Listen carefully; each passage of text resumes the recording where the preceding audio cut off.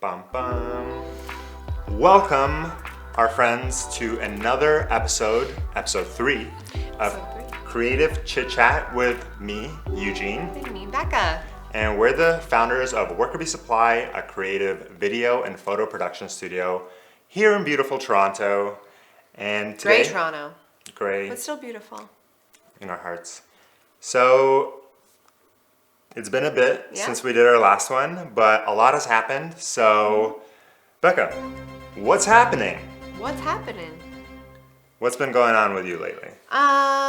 It's been a pretty busy time, I'd say. We've kind of tackled a lot of big jobs recently that we were working towards over the past couple months, so that's been really great.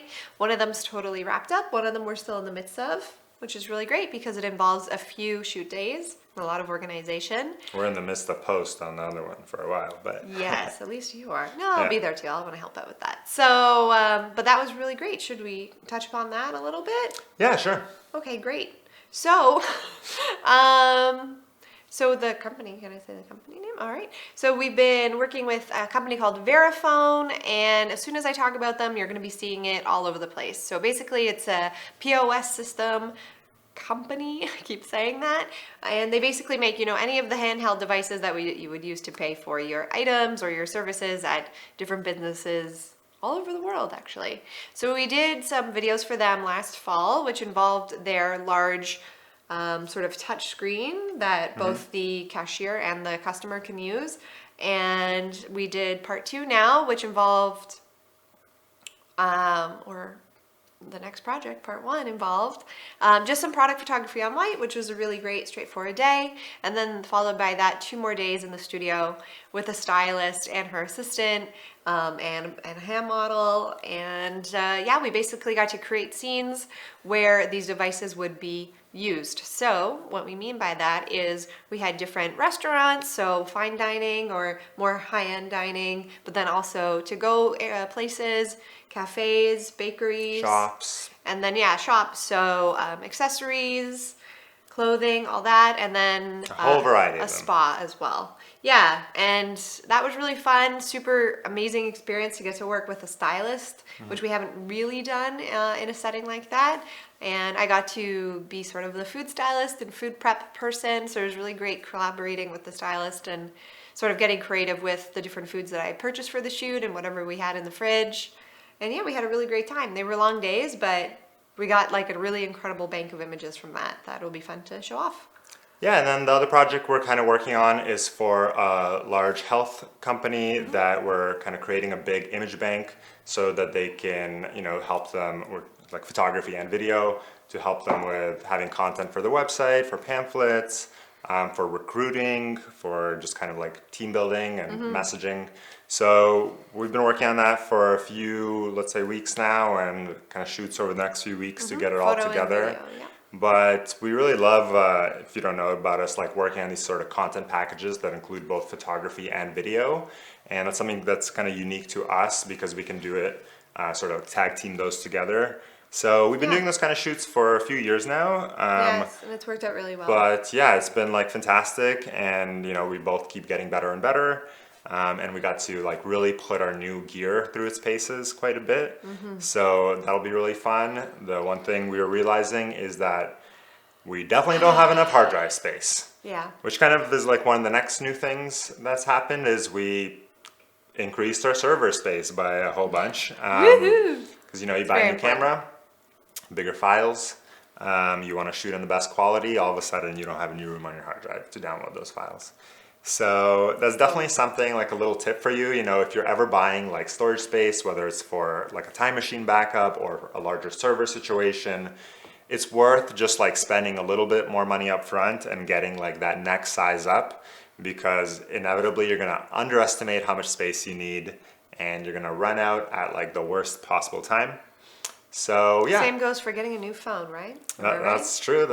Yeah, phones, You don't iPads. want to delete those photos. No, right? So definitely learn from us. Do as we say, not as we do, but and get more hard drive space. So that's been a couple of things that's kind of like work-wise have been going on. Otherwise, kind of exploring the world of Reels and learning how that's to right. navigate the difference between a personal account and a business account, and what music is available to each. I'm sure you've seen the kind of people posting about the Instagram algorithm update and, further trying to run the service into the ground. But now they're like abandoning photography and prioritizing Reels. It is what it is, I think Facebook and Instagram as a service are just like, they just copy other services endlessly and we are all kind of react to it. Yeah. But I also don't think it's like the end of the world, if you're a photographer that works a lot on like creating content for Instagram, to be honest, a lot of other people and need like your photos in other contexts as well. So don't think it's like the end of your photography career. It's just about kind of repositioning a little bit, maybe developing a few new skills in the video kind of side of things. Yeah, showing off And- your personality or like a bit of a comedic side or something. Yeah, and I think we chatted a bit in our first Creative Chit-Chat about like starting to do video as a photographer, I believe, Yeah. but if you go watch that and we didn't, leave a comment down below and we can talk about it in the future. I think we did because we were talking about Yeah. our Ryerson talk. We were referring to that. Yeah. So, Basically, we've been working with an awesome pajama brand. This is Jay, and starting to create more different types of content. You've seen we posted recently on our Instagram, which is at Worker Supply. Definitely give us a follow on there to see our latest work. But we're posting kind of like behind the scenes videos from different shoots and kind of more stylized shoots that we've done.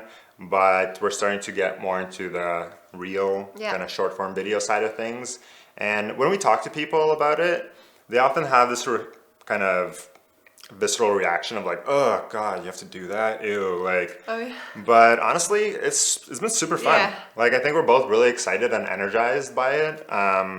And in this case, I did some of the shooting, but Becca came up with a bunch of the concepts and has been editing them. How's it been on your end, like working on this format? It's been really enjoyable, and because they're pretty short form, I can get through quite a few of them, like put the basic edit together like very quickly in a day. But one thing I've learned is that, if you have a business account or you're working for someone who has a business account, you're gonna have access to a different library than a personal or a creator account would. Different music library. Yes, sorry, different music library. So basically you can't use any sort of popular music to sell a product.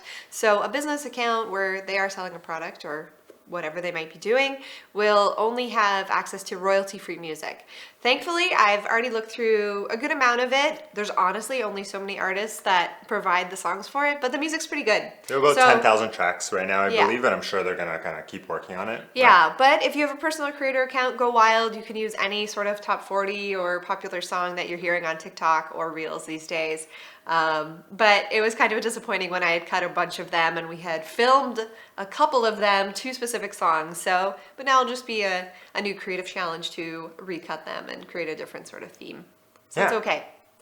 So that's what's been going on in our kind of work life. But before we move on to the next section, maybe real quick, is there any kind of like pop culture type stuff? One of the things that I've really enjoyed, I don't think we mentioned it before, is Lupin, which is like an awesome kind of heist It's a bit of a thriller, a little like bit, yeah, mystery. thievery thriller. But really cool show, really stylized. The characters are really great. The main actor is the most handsome man in the world. So, It's very charming. It's very charming. come for him, stay for the heist. But highly recommend checking that out. And It was kind of great because it came out last year, but we didn't jump on the first season right away. So we only had a short amount of time to wait between the first season and the second season coming out, which just came out recently. Yeah. And those two seasons, like, very closely tie together. Like, the first season runs directly into the is second. it on Netflix? Yes, so Yeah, it's on Netflix. Lupin, Lupin. And if you enjoyed something like Money Heist, which is a Spanish show, you'll enjoy this one because it actually takes place in Paris. So there are, they speak French, but there's, well, I guess you don't hear the French. It's all like dubbed. Yeah. Dubbed in English. So it's really great. So that's been really fun. The other thing I've been really enjoying is Loki. Oh, of course. Which I feel like is not getting all the love that it deserves. There's Yeah. like WandaVision, Captain America, or Falcon, Winter Soldier, and now Loki. And I don't know, the feeling I've been getting online is people are kind of like, oh, I don't know, it's not so actiony. But to me personally, it's been it's probably the favorite of those three shows of mine. A big part of it is the gorgeous aesthetic of all the sets and like the environments and the world building is really beautiful. And then I also think it's a lot more of like a hard sci-fi kind of show than, or I don't know about hard sci-fi. I'll let you decide. But then the kind of fantasy, thriller, adventure action shows. So there's a lot of like interesting dialogue, but also concepts about time travel and timelines and alternate realities and whatnot. So I really love it. I think we're at episode 4 right now in the... No, we have one more left. Oh, one episode left. So the sixth that's episode. sad. Yeah. I really hope out of all the shows, I hope they kind of like continue this one. Who knows what's going to happen in the end, but probably won't do that. Yeah. Also, the music's really good, and it's very like synth based, so it adds to the sort of uneasy feel of the show. Not like mysterious, but something's amiss. Is that the expression? Yeah. So it's really great. Yeah. And Tom Middleston. We'll go with that. Hiddleston? I feel like Tom Hiddle isn't Hiddleston. Hiddleston, yeah. Is it Hiddle? Yeah. I get mixed up with the guy who played like from Harry Potter, like the blonde kid. But anyway, Tom is great in it. It's actually the same actor. No. As is Owen Wilson. Oh my god, yeah. He's great. And honestly, everyone else is fantastic as well in it. Yeah. So those are two shows that we've it's been enjoyed really lately. Is there anything else you want to mention? Or?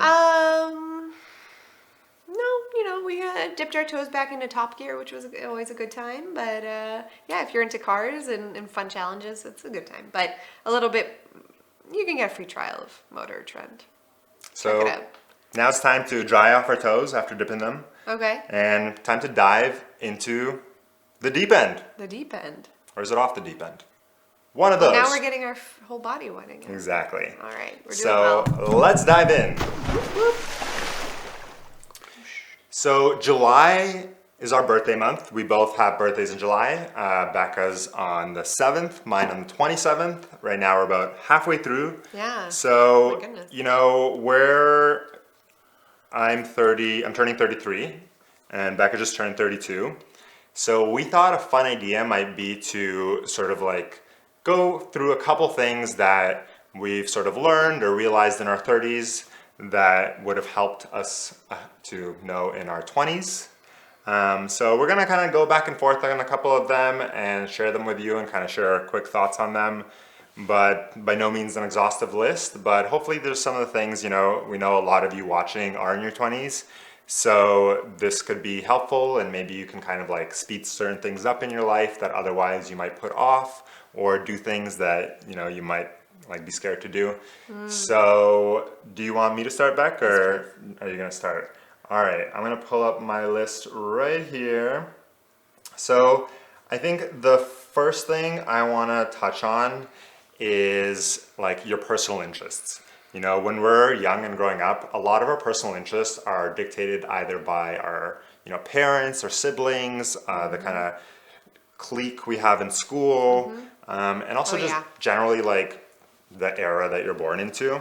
Maybe some things aren't as trendy or as popular, so you shy away from them.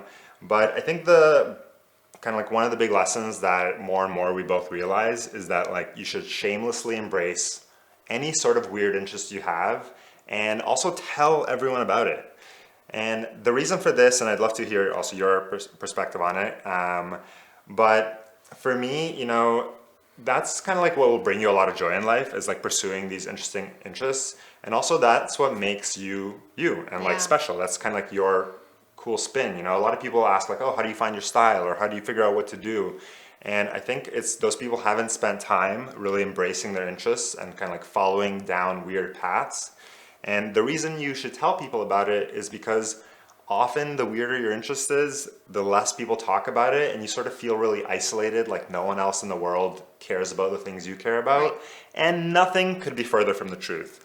Like, there's a ton of people in every sort of weird niche, and nowadays more than ever, it's easier to connect with those people And we have a great example with some amazing friends that we've made. And I'd love for you to share the story of how you met Tim and Liz.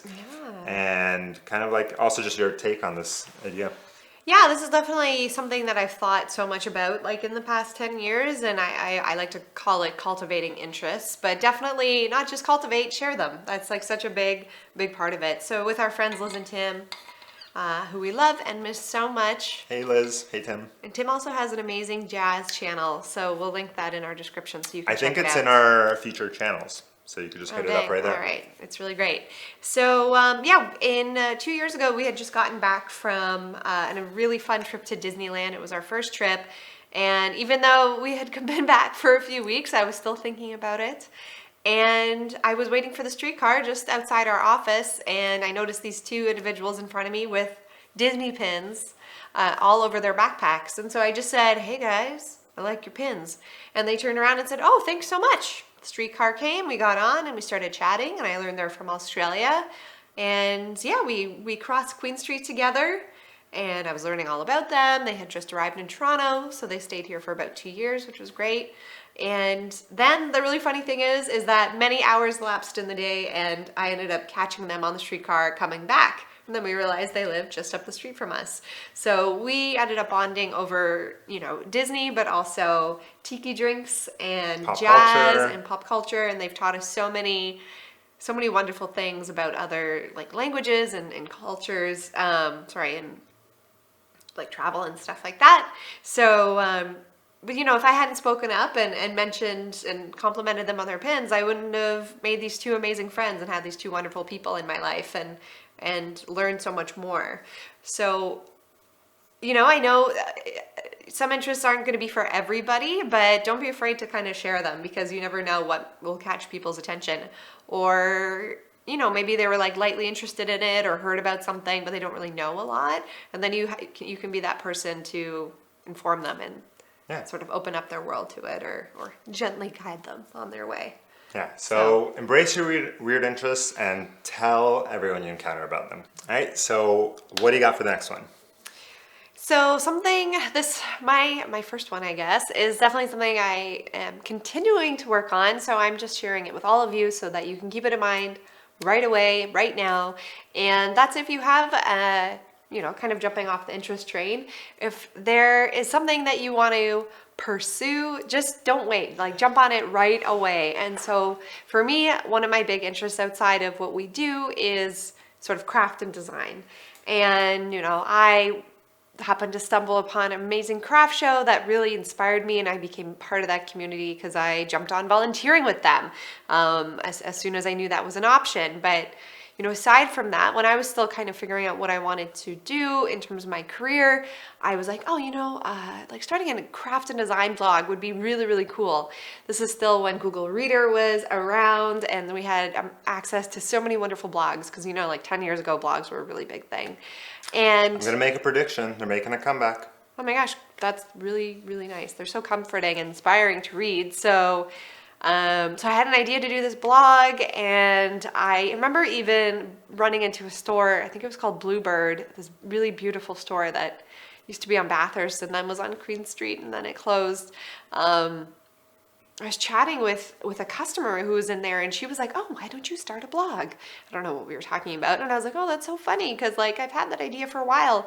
And it still took me like a year and a half to get that going. But once I did, people really loved it. And I got to collaborate with like a local plant store because I had done one of their workshops and taken some pictures and done a post about it. And then they offered to do a giveaway, which was so cool. And I was going to craft shows. I was even going to the interior design show and just creating posts about my favorite items that I was seeing there, or putting different, types of items together, such as like a kitchen, sort of like a kitchen inspired post. So different like cutlery or plates or placemats that I really loved, or a spring outfit, putting that together. Because I was getting a lot of inspiration from the blogs I was reading. So I was like, well, how can I put my own spin on that? So that was really amazing. And another example, of course, is just video editing for me.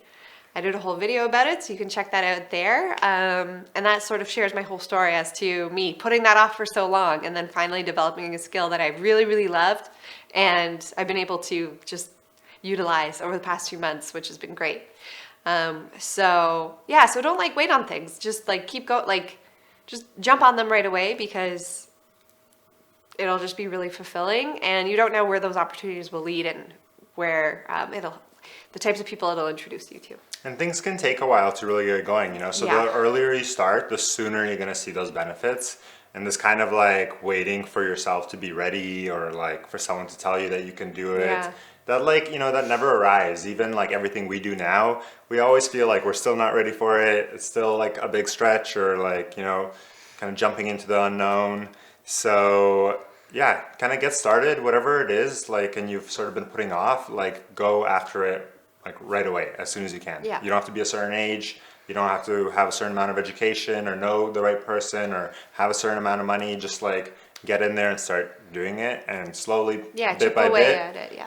a year later, you'll be so much farther ahead and closer to kind of like that actual thing you're pursuing than if you had just kind of like waited to be ready and for the right time. Yeah, there's no right time. So just do it for sure.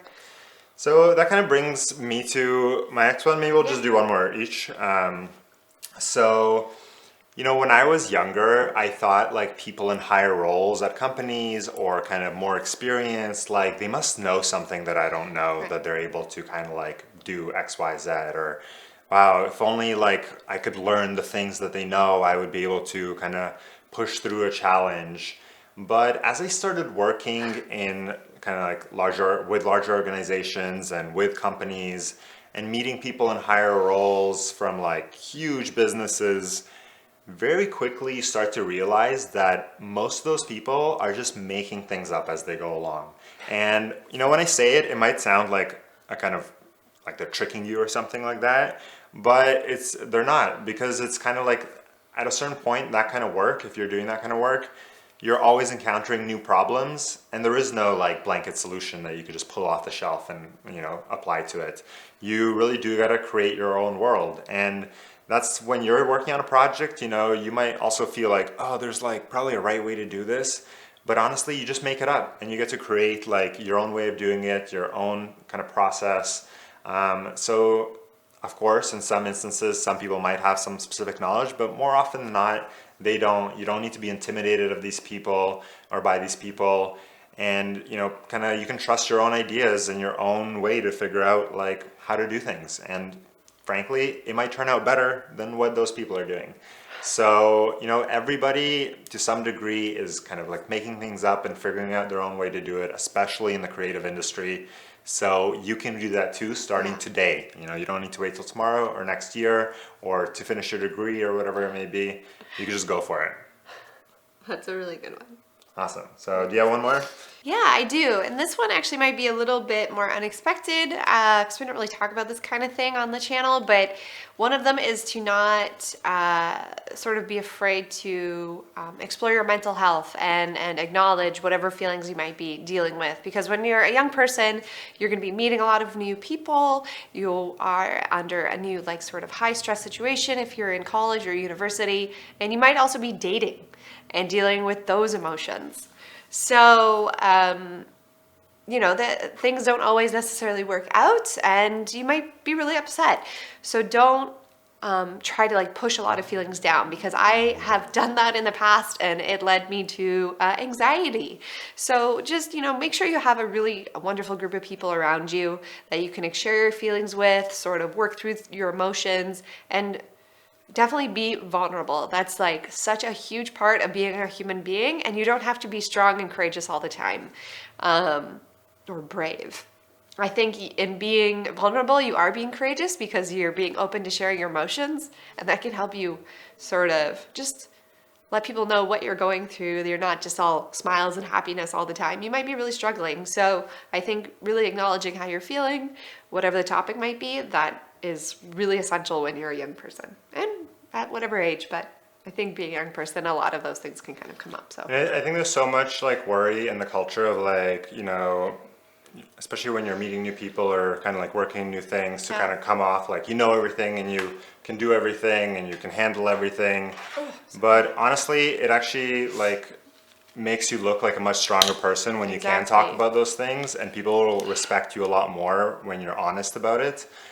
Because secret is out, a lot of people, probably every person deals with it in some form, you know, so it's not new. It's just forever, years and years, people have been taught to hide it, and it's like extremely toxic. So definitely, you know, whether it's like talking in a work situation, talking to your coworker or boss and being honest about like how you're feeling with the situation, to your friends and your family, and to yourself, right? You got like being honest with yourself, like why you're kind of like feeling certain ways. Yeah. So Because it's totally okay to feel those feelings. Like, we're Yeah. all human. it's normal. Yeah. Yeah. It's like, why would you be perfect? Like, and kind of like the world's throwing random situations at you endlessly, and what, you're gonna walk through and like easily deal with things you've never dealt with before? It's kind of almost silly when you think about it, but that's what we've been taught Yeah. since childhood, you know?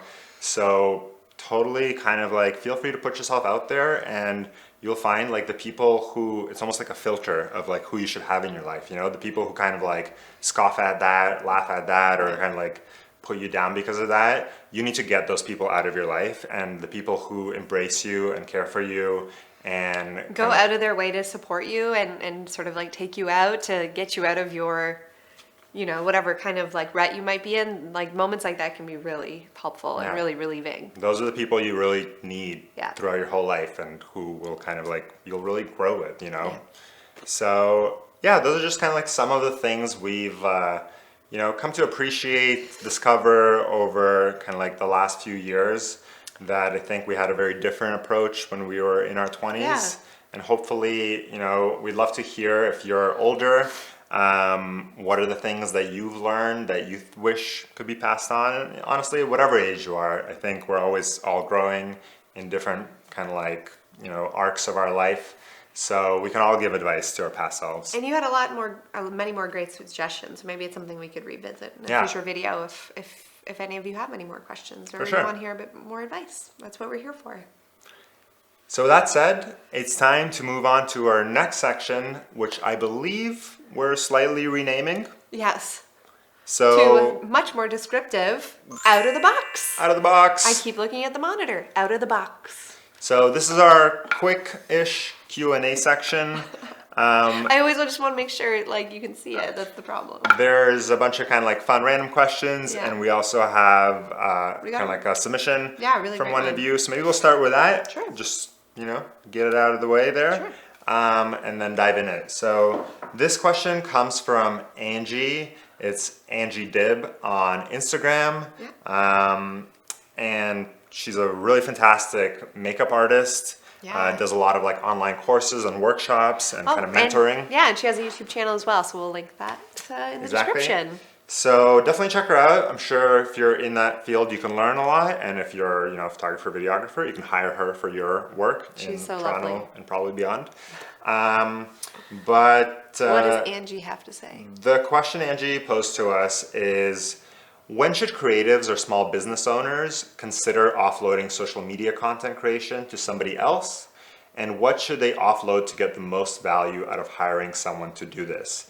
And, you know, she wrote, she's not sure if we discussed this in the past, but it's something they're always discussing on set.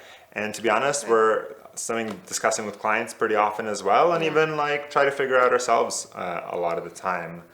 So I think there's like a couple portions of like offloading social media, you know. There's like offloading the social media strategy to someone who can do all the kind of planning and strategizing for your business. There's the offloading of like content creation. So maybe that's like taking photos or writing posts or kind of creating illustrated cards and whatnot. Right, yeah. And then there's the actual kind of like management and posting, like kind of like getting everything ready to go, timing it out, putting it out there. Oh my gosh, no wonder one person can't do all of this. Yeah, it's really a so lot much of work. Yeah. And, you know, as a result, it's also not super cheap to have this done for you. Yes. So when should a business do it? I think there's a couple kind of flags that you should probably start doing this. One thing is like, I think people think if they hire like a social media person is gonna save them, like to do everything, is gonna save them a lot of time. Yeah. And for And certain, they won't have to be present or something. exactly, they could just like check out and their business will run itself. But realistically, you know, you are kind of like bringing an external person onto your team, and especially if you have kind of like a more niche industry that might not be so relatable or maybe need a specific approach, you will require a lot of like management and time on your end to kind of like set them up, get them moving. So it's definitely something I think in terms of like taking over all of the management, I would only do if you have like a good flow going, you're getting good response, you know exactly what needs to happen and how to do it. You just need someone else to take care of it for you because you don't have enough time, and likely because your time could be better spent elsewhere and you can make more money doing that other work than what you would kind of get in return from doing the social media thing. Would you say that's accurate?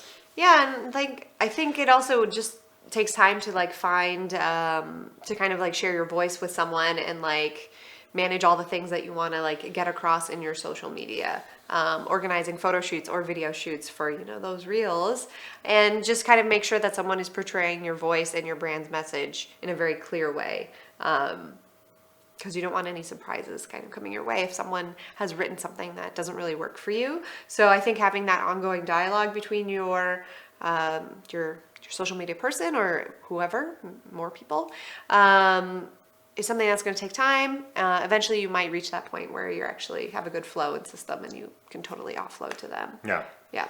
I think the place where people can... But I will say, like, also, because we were talking about algorithms recently, there's always going to be changes happening within, let's say, Instagram mostly. So that's something you might have to revisit as well to make sure you're getting that engagement you're looking for. It is a bit of an endless experiment, so you really need to know be clear with what you're getting out of it, and maybe set up a timeline for 6 months or a year or something that's long enough to kind of see the effect of it. Yeah, for sure. But it's also kind of like up to you as the business owner to kind of like direct that effort in the right, towards the right thing. I think a couple places where you can start kind of like offloading it, is where like the actual kind of content gathering comes in. So you know what you need to talk about, how you want to talk about it. Maybe you've been doing it for a while, but the creation of like photography, the creation of video, the creation of like designed kind of like downloadable content. Right, yeah. Let's say you can write an outline and have a person kind of present it in like a nicer way, or do a shoot where you can get like weeks or months worth of content, and then you can kind of like you already know. The thing I'll say about hiring photography and video kind of pieces, what we find is like often people know they need to improve that, improve the look of it. So they are just like, we need to do a photo shoot. But they haven't really thought through how they're going to use all those posts in the future. Like literally what they're going to write with them, what are the kinds of posts they're going to write. And they kind of like skip that step and jump right into photography. Because it's a fun part. It's the fun part. It's new to them, probably. Exactly. And then you get a bunch of images, and often, you sort of like freeze up and you don't know what to do with it. So you just like delay and don't post. So I would say if you're kind of considering hiring a professional photographer, videographer, or designer or writer to kind of like create some content for you, I would approach it in like a batch kind of form where you do a single day of shooting and you get a bunch of stuff, or you sort of like come up with a series of downloadable content pieces and you can get someone to write that for you or design it for you. But you really first need to sit down and come up with a clear kind of like reasoning for doing that, and what does that mean? It could be like literally writing out the posts that you want to write, and like what kind of image should accompany them, and then creating a shot list to bring to someone. It could be doing drafts of your downloadable content, and providing it to someone so that they can kind of like professionalize it, design it, whatever skills you're missing. Personally. Yeah, and I just want to like going back because there was a couple of questions answered, like when should someone do this? I think like one, you kind of realize when, like what aspect of it is starting to like kind of stress you out or is taking up a lot of time for you, or you just like are not enjoying at all, which could lead to stress for that reason. And maybe you're putting off the whole process because of this one portion of it. Yeah. So then you kind of have to explore, okay, like what do I need? Is it the writing I need assistance with? Is it refreshing the actual visual content? So that's just a quick little thing that came to mind for me. But yeah, I think like dialogue is like a super important thing. And then yeah, sort of exploring, that you can go into when are your followers like the most active and sort of figuring out your calendar from there and how many posts you're going to need and how that fits into your budget in terms of hiring a team and what they're producing for you as well. Yeah, and really think about it like, you kind of create a baseline. The goal is consistency with all this stuff, So if you kind of like do a small shoot and get like 5 photos out of it and then don't do it again, it's not really worthwhile. And I would just kind of like in that case do it yourself. But also, some things like in the moment that you're kind of going through your day-to-day work, you can be kind of capturing and posting yourself. Yeah. But maybe those bigger things where you're launching like a course or a new product line, that's like an opportunity to bring someone on board and kind of help you with it. And then you can also, if you kind of take a step back and maybe you're not sure, you can hire a consultant to just kind of like do a one-off session to sort of like look at your business, kind of figure out the aspects that, maybe who you should be talking to or like how you should be approaching it. And we should shout out our friend Katie Steckley and her company Creatorly Media, which does social media management. Yep. And go follow them on Instagram, Creatorly Media, and on YouTube. There's a lot of great advice there for kind of like when to hire someone, when not to hire someone, how much money to spend. But really, I often hire people when I get tired of working on an aspect of it, but that's I realize it's really important to my business, because then it's okay to spend money on it, and especially if you use that time you save in like more worthwhile efforts. And maybe that's work, but also maybe that's spending time with your family or having like taking back some free time. I think there's no like one answer for any kind of business. Yeah. But definitely often people don't do the kind of like a bit of prep work beforehand. And this, you want to make sure that if you do hire someone, that stuff gets used. So, our colleague, like for This Is Jay is a great example where she's doing like ongoing shoots all the time, but she also has a very clear reason for doing them and kind of like a process for testing the impact of those posts. And she's always experimenting with them. So I think if you take that approach rather than kind of coming at it thinking someone's going to solve all your problems full sweep, it's just not really realistic like that. It's a bit of a try of a bunch of stuff, see how it turns out. But yeah, hopefully that helps a little bit. Is there anything? No, I think that was great. Awesome. Yeah. All right. Well, why don't we bring that box over here and let's get out of the box. Okay. Open it up. Boop boop. Boop boop. Would you like me to go first? Yeah, go for it. Okay. Oh wait. Boop boop. Not looking at the monitor. It's always the box. I just don't know if it's going to get in there or not. Okay. This is a question built for me. What do you remember without any effort? Oh. All right. So for me, Eugene always admires this in me. I'm really good at like remembering dates and like time periods. It's kind of silly, but for me, it's how I kind of center it around perhaps a different event that was happening around that time or the music that was playing at the event. And I can kind of work backwards and be like, oh, like Arcade Fire was playing at that wedding? Yeah, I think it was maybe like fall 2005. And I've just been really good at like remembering niche things like that, which might not be important, but are kind of fun to remember and surprise someone else, I think, when I do. So yeah, I don't know. I'm trying to think. I don't know if there's anything I remember without any effort. It's a very specific question.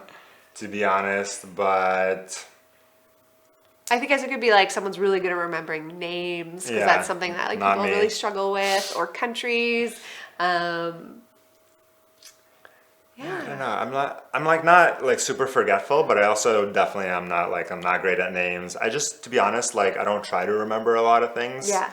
I read like there's like a Sherlock Holmes quote or something where Watson or someone asks him some question and it's like a really obvious, like the capital of whatever place, and he's like, oh, well, I don't know that, and the answer is sort of like, well, why, like how can you not know such an obvious, like well-known thing? Yep. And he's like, well, I can easily find it somewhere, so I don't need to fill kind of like the attic of my mind with all these facts that I know. Just in his case, go to like an encyclopedia or something. In our case, handy phone over here. Yes, and I do like looking things up immediately. So. Yeah, but I also I bookmark a lot of stuff. Yep. The thing I find actually, now that I really think about it, is when I read books, I always feel like when I'm reading, I'm not like absorbing a ton, but even years after the fact, I can like very clearly remember like facts and kind of aspects about it. And I think for me, I sort of like abstractify concepts in my mind You do, and kind of yeah. relate them to other things that I know. Yeah.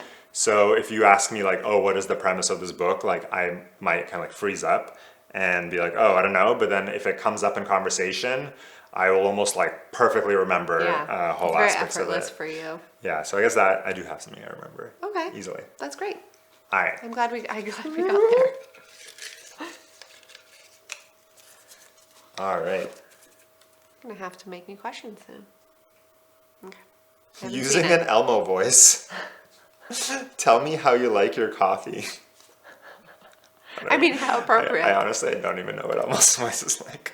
All right, I'm gonna give my take on it, and then Okay. you let me know how close it is.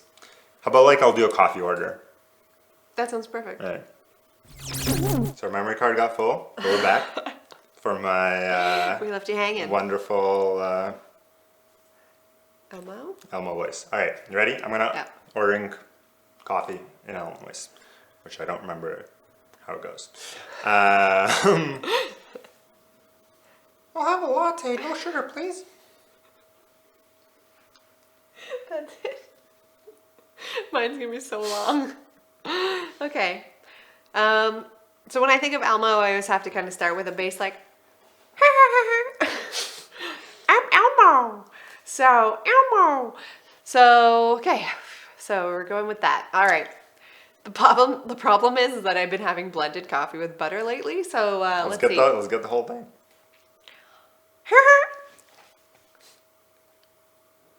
I like my coffee. Oh my god, it's so hard. I like my coffee with. That's not Elmo at all. Elmo. You're my best friend. Like I feel like I have to do this thing with my mouth.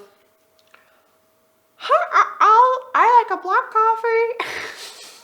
It's your question. I'm also like embarrassed to share my coffee. That's like why I keep.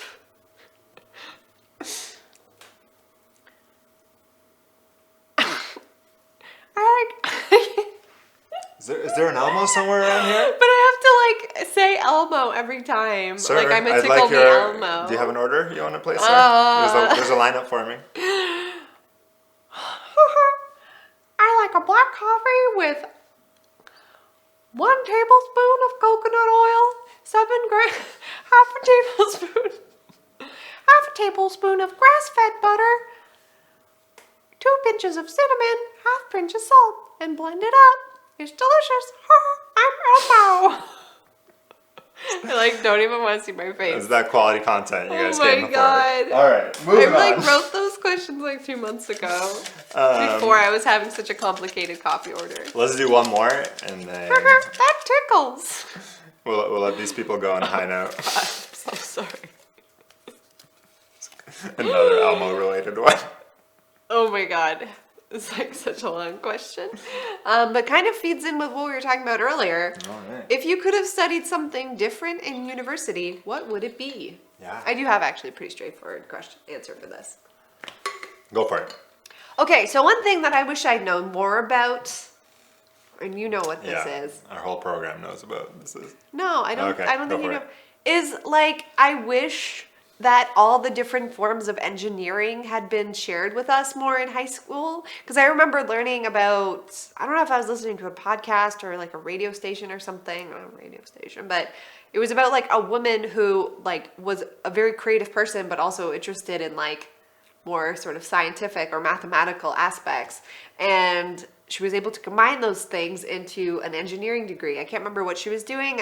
Maybe it was like sort of infrastructure based. But it's like, you kind of think like engineering. It's like, I don't know, Yeah. like scientific, like I think there's this whole creative aspect to it, or like problem solving aspect to it that is super interesting to me. And I think if I had maybe found the right one, that may have been something that I could have explored more and studied. Yeah. But I just didn't think about it in that way when I was in high school or even younger than that. But I think if it was explained a lot more clearly, then yeah, that would have been like really piqued my interest, I think. Yeah. So, No, I just feel like I mean, it's- that's something, I just want to say, that's something that's like very different than what I'm currently doing now, I would say, as opposed to like communications or like radio, like something that's not necessarily creative Yeah. right away. I've always wanted to do something like economics related, and like Yeah. behavioral economics specifically. And I think to your point, it's like when we're in school, so often, you know, jobs or what careers are presented like engineering, and then you give like one example, and it's usually Exactly. kind of random and boring. And then you just think that's what it is, and you go, oh, I don't want to be Yep. that. I don't want to do that specifically. So that's it. But like for example, now with engineering, we watch like Formula One, and the majority of the Formula One team are engineers. Yeah. But like no one told you you could be in like motorsports or whatever, or like designing Yeah. roller coasters, Yeah, or yeah, as an yeah. economist, you think like, oh, you're probably like an accountant or something, or like working for our bank. But there's like a lot of like social economists and behavioral economists that can like help drive really kind of like interesting human policy and how to encourage people to do certain things that maybe are beneficial to them, but they don't inherently want to do.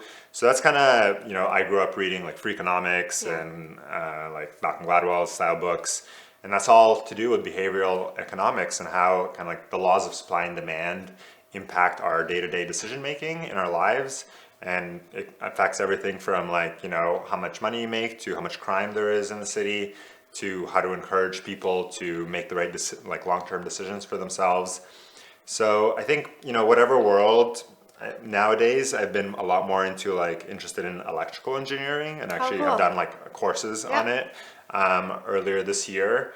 So that kind of stuff as well, is just really not sold well. And I think my personal problem, without making this too much of a rant against education, is that like there should be a lot more project-based learning in school, whereas right now a lot of it's like abstracted textbook learning.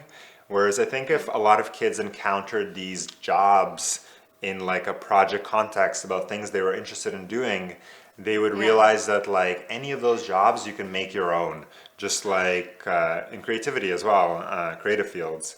So yeah, I think for me it would be kind of like behavioral economics, and maybe more recently kind of like building things and like mechanical and electrical engineering. I agree because like another thing that I really love is bridges. So like that could have been something that I had explored. I think the problem is that like when you're like graduating high school and you're making that decision to go to university and pick your program, that's like such a big moment. But then it's like, because I know like as you're growing up, you're like niching down further and further. But I almost feel like that step of when you go to university and you take specific classes should almost be like in high school more so that you can like, so it sets you up for that Like adult you sort of almost like education. pick a path like midway through high school and try it Yeah. for a bit before committing to. Yeah, because like I think about like the electives that we took within sort of the like photography or film program where we went to school. But then I also learned that like oh you could take like classes from like the fashion like department or the radio and television Yeah. department maybe, and I was like why is this like not shared more? Because like we're talking about interests, like you're not just like I love photography, like we Yeah. all like, love all these different aspects, so maybe you do love fashion photography, you could take a fashion based course and get like a bit more of that perspective or that history of it. So I'd love like that to be a little bit earlier on even Yeah. in high school. And I think about elementary school science class, that was kind of even more hands-on because I loved all those projects that we got to do and build, like building a roller coaster out of wood and foam tubes or building bridges out of spaghetti. Like those are kind of like those base experiences, but you're learning about like velocity or like structure and strength. And it's funny because like it all makes sense that I like am interested in engineering because I love those projects when I was Yeah. younger, but they it kind of like falls off eventually when you're in high school because some courses are just more general still.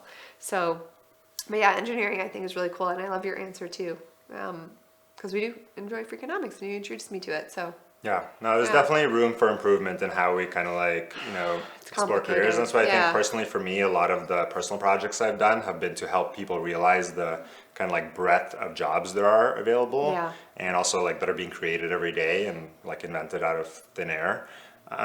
So yeah, definitely. I also want to say it's not too late to change your mind right. completely. Whether it's, you know, your sister-in-law Beatrix, who's like completely change her life, from like a business degree to a medical one, or someone else recently, our friend James, who went from like photography into design and kind of like user experience design. And people all over the world constantly change their careers, and it's never too late. Like you're like, you might think like, oh, I'm turning 30, that's it, I'm gonna do it. But like people in their 30s and their 40s and their 50s like change jobs all the time. And frankly, it's never been easier than it is today to do like any kind of work, because so much of the stuff is available online. Whether it's like an online kind of like structured university course, or just like for free on like tutorial websites or on YouTube. It's really worth, if you're curious about something, pursue it, because you totally can switch. And even for us, when we were going to school, which is not that long ago, we never in our minds imagined that we would be doing video.